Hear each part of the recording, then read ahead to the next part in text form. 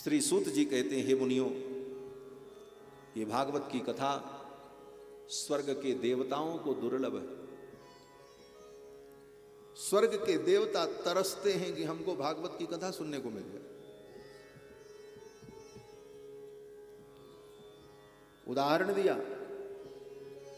सूत जी कहते हैं, जब मेरे गुरुदेव भगवान श्री सुखदेव जी गंगा के तट पर महाराज परीक्षित को कथा सुनाने जा रहे थे, उसी समय स्वर्ग से देवता लोग अमृत कलश लेकर के आए कथा सुनने के लिए।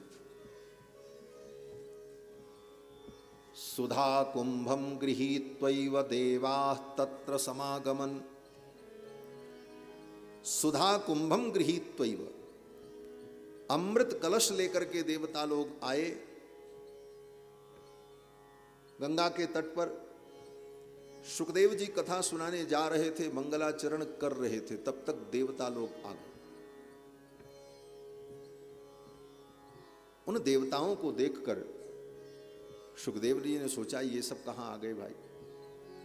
और एक दो नहीं, हजारों की संख्या में, करोड़ों की संख्या में सबने सुखदेव जी को प्रणाम किया। सुकम नत्वा बदन सर्वे, सुखदेव जी को प्रणाम किया और सभी देवता बोलने लगे। कैसे देवता? तो वेदव्यास जी लिखते हैं, स्वकार्य कुशला सुराः, स्वकार्य कुशलाः, जो अपने कार्य को करने में कुशल है, अर्थात परम स्वार्थी, जिनको अपना ही काम दिखाई पड़ता है। स्वार्थी व्यक्ति दुनिया में अपने ही काम से मतलब रखता है, अपना काम हो बस, दूसरे के काम से उसको मतलब नहीं होता। स्वार्थी का यही लक्षण है।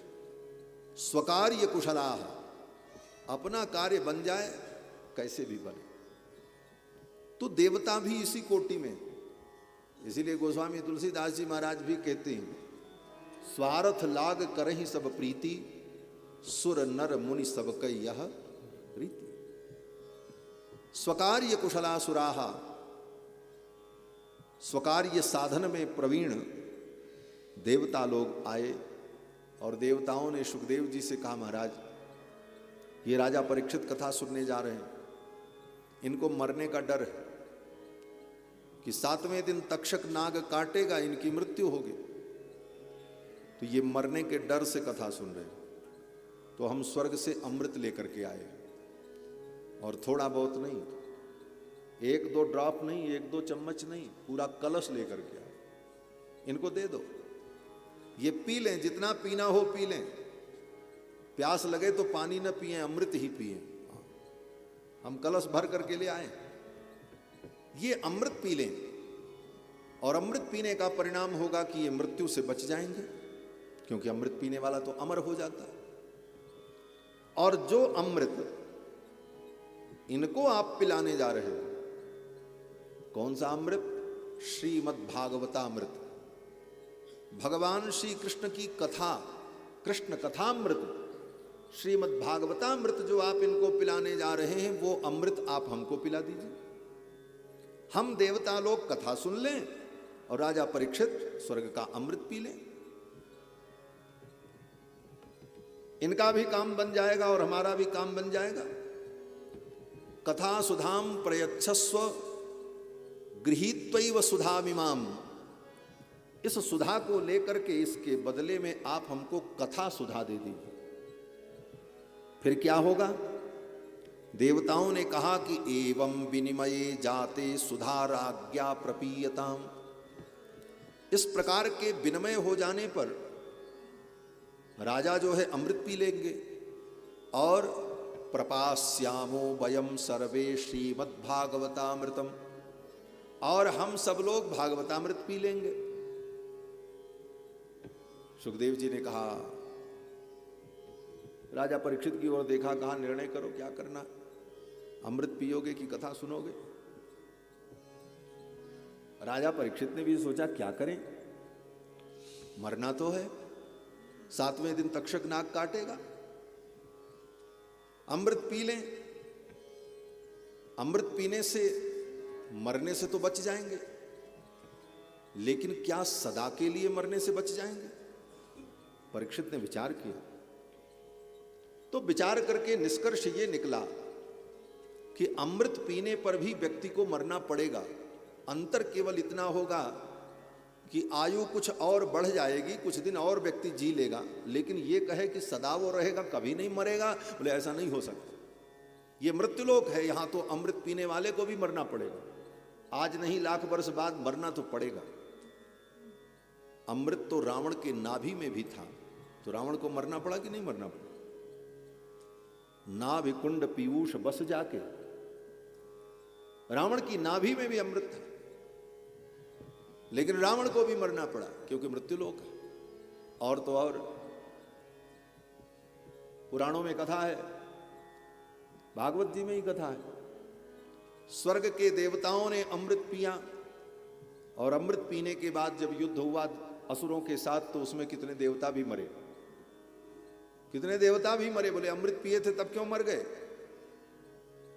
तो उसका उत्तर दिया विद्वानों ने, आचार्यों ने,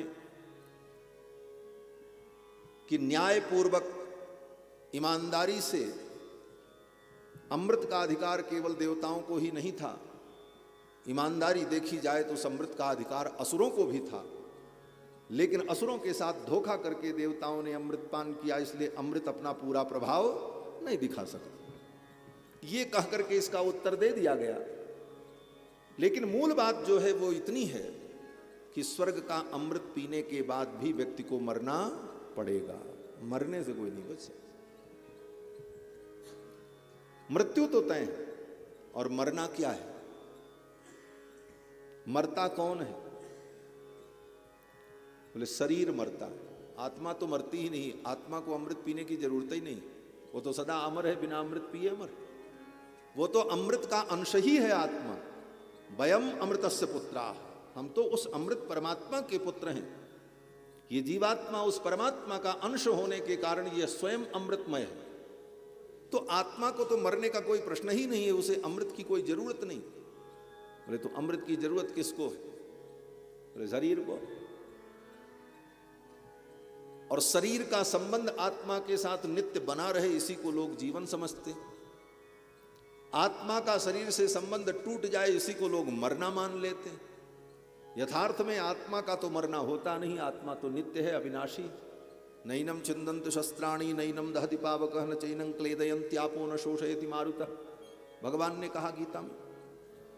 तो ऐसी स्थिति में अगर विचार किया जाए तो अमृत पीने का भी कोई परिणाम नहीं है। शरीर तो नाशवान है, शरीर नष्ट होगा। तो राजा परीक्षित ने विचार किया कि फिर अमृत पीने से लाभ क्या हो? यही होगा कि कुछ दिन और संसार में बचे रहेंगे, मरना तो पड़ेगा ही। तो जब मरना ही है तो हम स्वर्ग के अमृत को क्यों पिएं? हम भगवान के कथामृत का पान करें। राजा परीक्षित ने कहा, मैं तो कथामृत का पान करूंगा, मुझे स्वर्ग का अमृत नहीं चाहिए।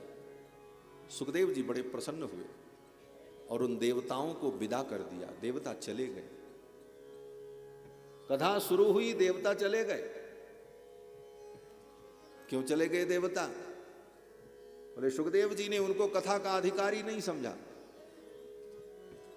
कहते हैं अभक्तांस्तांश्च विज्ञाय न ददौ स कथामृतम। अभक्तांस्तांश्च विज्ञाय, सुखदेव जी ने समझा कि ये भक्त नहीं है, ये तो स्वार्थी हैं, अपने स्वार्थ से आए हैं, काम बनाना चाहते। अंत में देवता लोग लौट करके चले गए और महाराज परीक्षित कथा श्रवण करने के लिए बैठे रहे। ये तो कहानी है, कथा है, इसका तात्पर्य हमारे आपके लिए क्या है? और इसका तात्पर्य यही है कि भगवान की कथा के लिए जो स्वर्ग के अमृत को भी त्यागने की क्षमता रखता हो, वही भगवान की कथा का सच्चा अधिकारी है। एक तरफ मृत्यु खड़ी है और मृत्यु से बचने का एक आंशिक विकल्प अमृत उपस्थित है, लेकिन उस विकल्प को न चुनकर, मरने के भय को त्याग कर भगवान की कथा का जो वर्ण कर ले, वही भगवान की कथा का अधिकारी है, वही पक्का श्रोता है।